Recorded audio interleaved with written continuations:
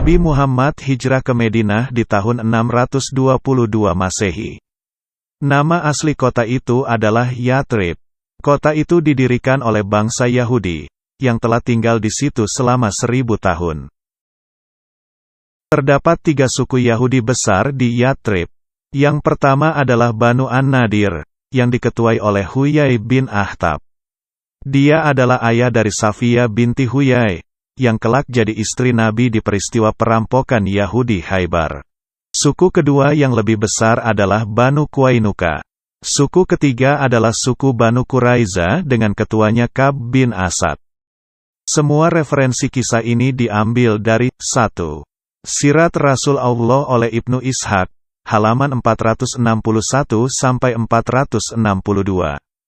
Ini adalah riwayat hidup atau sirah Nabi yang paling awal di seluruh dunia Islam. 2. Tarikh Al-Tabari, volume 2, halaman 283-297. Al-Tabari adalah penulis sejarah Islam paling lengkap dan dia juga menyusun tafsir Quran paling awal di dunia Islam. Silakan download keterangan literatur kedua tokoh besar Islam ini di bagian bawah dan periksa sendiri. Masyarakat Yahudi di Yathrib menerima sang Nabi dan umat Muslim dari Mekah sebagai tamu yang dihormati.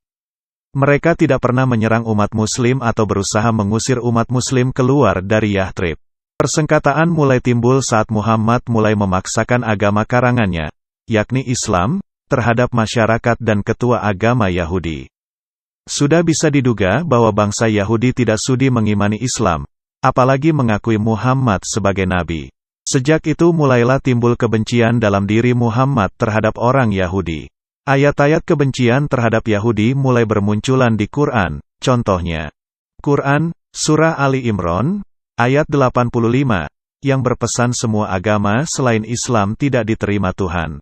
Quran, Surah Al-Maidah ayat 33 yang memerintahkan bunuh, pancung, salib, siksa semua yang menentang Muhammad. Quran, Surah Al-Maidah ayat 51, yang menyuruh Muslim untuk tidak berteman dengan kaum Yahudi dan Kristen. Dan masih banyak lagi. Muhammad lalu menyerang suku Yahudi An-Nadir dan Qainuqa.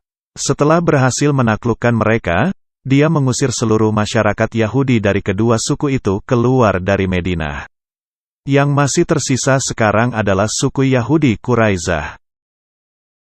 Nabi sudah lama bercita-cita membantai mereka semua. Akan tetapi, sebelum hal itu bisa terlaksana, suku Quraisy dari Mekah datang menyerang umat Muslim di Madinah, sehingga terjadilah perang Kandak atau perang parit. Untuk menghadang laju tentara Quraisy, Muhammad memerintahkan tentara Muslim menggali parit yang panjang di depan kota Madinah. Meskipun terdapat persengketaan antara pihak Muhammad dan bangsa Yahudi, masyarakat Yahudi Quraizah tetap bersedia membantu pihak Muslim dengan menyediakan berbagai peralatan perang dan cangkul untuk menggali parit dalam menghadapi tentara Quraisy. Tapi kebaikan mereka itu tidak mengubah niat jahat dalam benak Muhammad. Agar lebih jelas jalan ceritanya, mari kita simak ilustrasi berikut. Setelah perang Kandak selesai, Muhammad kembali ke Madinah, ke rumah Salama, yang adalah salah seorang istrinya. Salama, siapkan air untuk mencuci rambutku. Baik Rasulullah. Saat sedang mencuci rambutnya, Muhammad berpikir, sebaiknya aku gunakan kesempatan ini untuk memusnahkan orang-orang Yahudi Quraizah itu sampai ludes semua selamanya. Dia cepat-cepat menemui Ali bin Abu Thalib. Ali, Jibril memerintahkanku untuk menyerang Banu Quraizah. Perintahkan para prajurit untuk tidak melakukan sholat asar dan segera berbaris menuju benteng Banu Quraizah. Baik, Rasulullah. Muhammad mengendarai keledainya dengan 3.000 pasukan Muslim yang berbaris bersamanya. Setelah mencapai benteng Banu Quraizah, tentara Muslim lalu mengepung benteng itu. Tentara Yahudi mengamati tentara Muslim dari benteng mereka. Muhammad berteriak pada mereka, dasar kalian monyet, rasakan penghinaan dan pembalasan Allah pada kalian. Orang-orang Yahudi menjawab, wahai Abul Qasim, kamu kan bukan orang kasar. Mereka menyindir Muhammad karena mengira itu akan membuatnya malu dengan perkataannya yang kasar. Setelah itu, para tentara Muslim mulai melepaskan anak panah mereka kepada orang-orang Yahudi. Tapi usaha mereka sia-sia belaka. Seorang tentara Muslim terlalu dekat saat mendekati benteng. sehingga seorang wanita Yahudi bisa menjatuhkan sebuah batu giling dari atas benteng, dan jatuh menimpa tentara Muslim itu hingga dia tewas. Muhammad marah sekali melihat kejadian itu. Awas perempuan itu, tunggu pembalasanku. Tentara Muslim terus mengepung benteng itu selama 25 malam. Di dalam benteng, masyarakat Yahudi mulai merasakan tekanan berat. Kita tidak punya makanan lagi. Kita tak bisa terus tinggal di sini. Huyai bin Akhtab, ketua suku Yahudi Banu Nadir, berada di dalam benteng untuk membantu Ka'b bin Asad, ketua Banu Quraiza. Sudah jelas bahwa Muhammad tidak akan membiarkan kita sampai kita semua mati. Tampaknya, memang begitu. Masyarakat Yahudi merasa kelaparan dan putus asa. Aku tak punya makanan apapun untuk anak-anakku. Iya, keadaanku juga begitu. Ka'b bin Asad berkata kepada masyarakatnya, Wahai orang-orang Yahudi, kita bisa melihat apa yang sedang terjadi pada kita semua. Aku menawarkan 3 pilihan. Pilihlah yang terbaik. Kita mengikuti Muhammad dan menerimanya sebagai nabi dari Allah, maka nyawa, harta, wanita dan anak-anak kalian akan selamat. Kami tidak akan meninggalkan hukum Taurat dan tidak akan menggantinya dengan apapun. Bagaimana jika kita bunuh anak dan istri kita? Lalu para pria bertempur melawan Muhammad. Jika kita semua mati, ya sudah, tapi setidaknya kita tidak usah khawatir meninggalkan anak-anak kita. Bagaimana mungkin kita bisa membunuh anak istri sendiri? Lagi pula, gimana kita bisa hidup jika mereka semua mati? Usul terakhir nih. Gimana jika kita tiba-tiba menyerang Muhammad malam ini? Tentunya dia tidak mengira kita bisa melakukan ini karena sekarang kan hari Sabat. Kami tidak mau melanggar hukum hari Sabat. Tiada seorang pun dari kalian yang mau melakukan apa yang kalian tahu seharusnya dilakukan. Ka'b bin Asad lalu mengirim seorang utusan kepada Muhammad. Temuilah Muhammad dan mintalah Abu Lubabah dari Banu Aus. Masyarakat Yahudi merupakan sekutu masyarakat Arab Al-Aus di Madinah. Utusan Yahudi itu lalu menemui Muhammad. Izinkan kami menemui Abu Lubabah, agar kami bisa berbicara dengannya. Baiklah, temuilah Abu Lubabah. Abu Lubabah dan sang utusan masuk ke dalam benteng. Para wanita dan anak-anak mereka menemui Lubabah sambil menangis sedih. Wahai Abu Lubabah, apakah kami harus tunduk pada keputusan Muhammad? Ya. Abu Lubabah menggerakkan jari telunjuknya seakan memotong tenggorokannya, untuk menunjukkan bahwa Muhammad berencana untuk memancung seluruh orang Yahudi. Lalu Abu Lubabah meninggalkan benteng. Para wanita dan anak-anak menangis histeris. Masyarakat Yahudi ingin mengajukan tawaran kepada Muhammad. Bilang pada Muhammad bahwa kami bersedia meninggalkan daerah kami dan pindah ke Adriyat dengan perlindungan dari masyarakat Al-Awas. Tapi Muhammad tidak menerima tawaran tersebut. Tidak, kalian harus tunduk pada keputusanku. Ketika Ka'b mendengar akan hal tersebut, dia tahu bahwa mereka tak punya banyak pilihan. Kita harus menyerah pada Muhammad besok pagi. Di pagi harinya, masyarakat Yahudi Banu Quraizah menyerah pada Muhammad. Para Muslim merantai kaum pria Yahudi di dalam benteng sampai Muhammad menentukan nasib mereka. Masyarakat Banu Awas merupakan suku Arab di Madinah yang berhubungan baik dengan masyarakat Yahudi Banu Quraizah. Karena itulah orang-orang Awas menghadap Muhammad untuk meminta pengampunan bagi bangsa Yahudi. Wahai Rasulullah, masyarakat Banu Quraizah itu adalah sekutu kami dan mereka tidak bersekutu dengan suku Khazraj. Di masa lalu, engkau memaafkan Banu Qainuqa yang merupakan sekutu Banu Khazraj. Wahai orang-orang Awas, apakah kalian akan puas jika salah seorang dari masyarakatmu menentukan keputusan bagi masyarakat Yahudi Quraizah? Ya, kami akan merasa puas. Kalau begitu, mari kita minta Sa'd bin Mu'adz untuk menetapkan keputusan. Baiklah. Pada saat itu, Sa'd bin Mu'adz sedang sekarat, hampir mati, karena terkena panah dari tentara Quraisy di Perang Khandaq. Orang-orang Awas menemuinya. Sa'id, Rasulullah ingin menemuimu. Kami sudah setuju untuk menunjukmu sebagai pengambil keputusan bagi nasib orang-orang Yahudi Banu Quraizah. Mereka menaikkan Sa'ad ke atas keledai untuk menemui Muhammad. Bersikap baiklah pada teman-teman kita masyarakat Yahudi itu, karena Nabi telah menetapkan engkau menjadi hakim untuk nasib mereka. Mereka tampaknya tidak tahu bahwa saat itu adalah Muslim yang membenci orang-orang Yahudi. Sa'ad bin Mu'adz bertemu dengan Muhammad. Wahai Sa'ad, orang-orang ini telah setuju untuk menerima keputusanmu. Sa'ad tahu bahwa dia akan segera mati, dan dia berharap membawa nyawa kafir sebanyak mungkin bersamanya untuk dipersembahkan bagi Allah SWT. Aku memutuskan agar para pria dibunuh semua, dan kaum wanita dan anak-anak dijadikan tawanan. Semua orang terkejut sekali mendengar keputusannya. Tapi Muhammad sangat senang dengan keputusan Sa'ad. Engkau telah memberikan keputusan yang sama dengan keputusan Allah. Para wanita dan anak-anak Yahudi langsung dipisahkan dari suami-suami dan saudara-saudara laki mereka. Kekayaan masyarakat Yahudi Banu Quraizah, juga ternak mereka, dibawa keluar sebagai jarahan atau rampokan perang bagi umat Muslim. Tentara-tentara Muslim membuang minuman anggur milik Banu Quraizah. Parit panjang digali di sekeliling pasar Madinah. Sekitar 800-900 tawanan Yahudi dibagi-bagi dalam kelompok yang terdiri dari 5 atau 6 orang, dan tangan mereka diikat di belakang. Anak-anak laki yang telah tumbuh bulu kemaluannya dianggap sudah dewasa dan harus dibunuh juga. Ini dikisahkan pula di hadits Sunan Abu Dawud nomor 3826. Anak kecil yang melanggar hukum haid. Aku termasuk salah satu dari tawanan Bani Quraizah. Mereka mengamati siapa yang telah tumbuh bulu kemaluannya maka akan dibunuh, dan siapa yang belum tumbuh bulu kemaluannya maka tidak akan dibunuh. Sementara aku termasuk orang yang bulu kemaluannya belum tumbuh.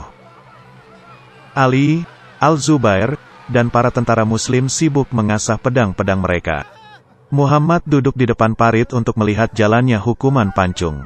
Setiap kelompok yang akan dihukum penggal dihadapkan terlebih dulu pada Muhammad. Sahih Tarikh At-Tabari, volume 2, halaman 290. Lalu leher mereka dipukuli, dengan pedang, di dalam parit tersebut.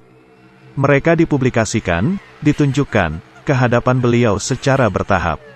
Setiap kelompok dibawa ke hadapan parit. Mereka dipaksa bertekuk lutut. Ali mulai memotong leher mereka. Tentara Muslim lain pun mengikutinya. Kepala para tawanan mulai bergulir ke dalam parit. Setelah itu kelompok lainnya digiring maju, menghadap parit. Para prajurit Muslim lalu mulai memotong leher mereka satu persatu. Para wanita Yahudi menjerit, menangis histeris. Tentara Muslim mulai menarik anak-anak lelaki, sedangkan para ibu mereka mencoba menahannya. Anak-anak laki usia 10, 11, 12 tahun, juga mengalami hukuman yang sama. Wanita Yahudi yang membunuh seorang tentara Muslim dengan batu penggiling juga dipenggal. Seorang Muslim bernama Thabit bin Qais mencoba menyelamatkan nyawa seorang Yahudi uzur bernama Az-Zabir. Engkau telah menyelamatkanku di perang Buat. Aku akan meminta Nabi untuk menyelamatkan nyawamu. Terima kasih, Thabit. Ya Rasulullah, tolong jangan bunuh Az-Zabir dan keluarganya karena dia telah menyelamatkanku di perang Buat. Baiklah, bebaskan mereka. Rasulullah mengatakan bahwa engkau dan keluargamu diampuni. Tapi bagaimana dengan para pemimpin sukuku? Lebih baik aku mati daripada hidup tanpa mereka. Wah, gak ada ampun bagi para pemimpin Yahudi sih. Jika begitu, mengingat jasa baikku dulu padamu, biarkan aku bergabung bersama masyarakat sukuku, karena demi Tuhan, aku tak mau hidup tanpa mereka. Loh, jadi kau lebih memilih mati nih? Iya.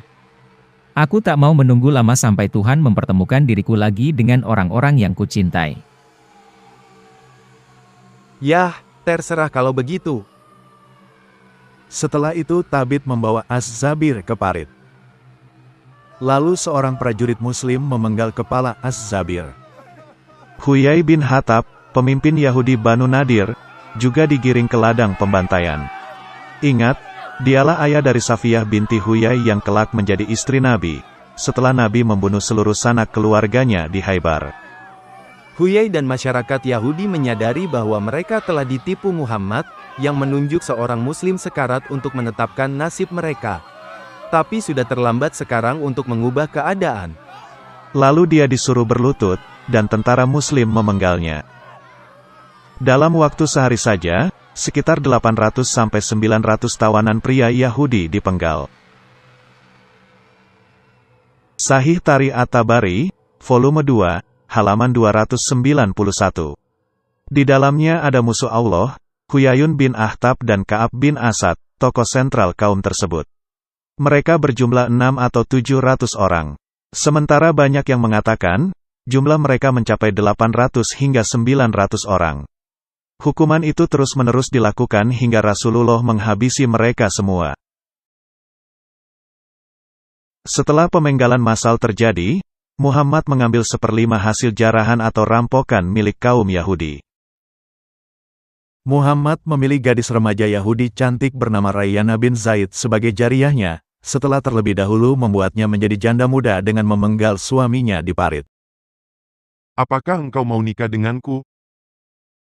Tidak usahlah, ya Rasulullah. Sebaiknya aku jadi jariyahmu saja, biar lebih mudah bagimu dan bagiku.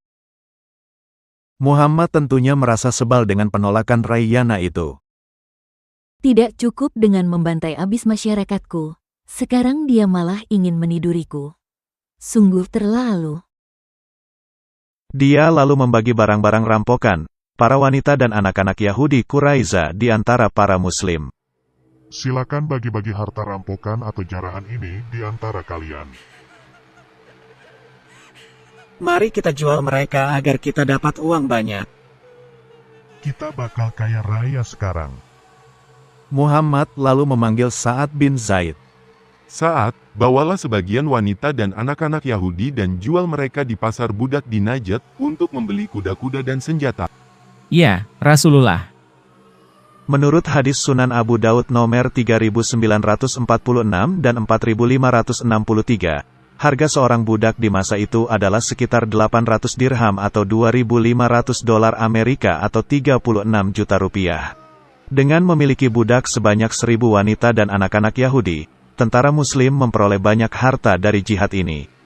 Muhammad berhasil mengenyahkan seluruh masyarakat Yahudi Kainuka, Nadir, Quraizah dari Madinah. Dia juga berhasil merampas semua tanah, harta, kaum wanita dan anak-anak mereka. Aku dulu datang ke sini miskin papa. Sekarang lihat semua yang kumiliki. Ini namanya tamu datang dan dihormati, tapi lalu membunuh tuan rumah dan merampas rumah dan hartanya, sekaligus memperbudak anak istrinya. Sekarang Muhammad menjadi panglima perang yang ditakuti banyak orang di Jazirah Arabia. Siasat preman Bromo Coraku ini ternyata sangat ampuh untuk berkuasa, apalagi dibungkus dengan agama segala.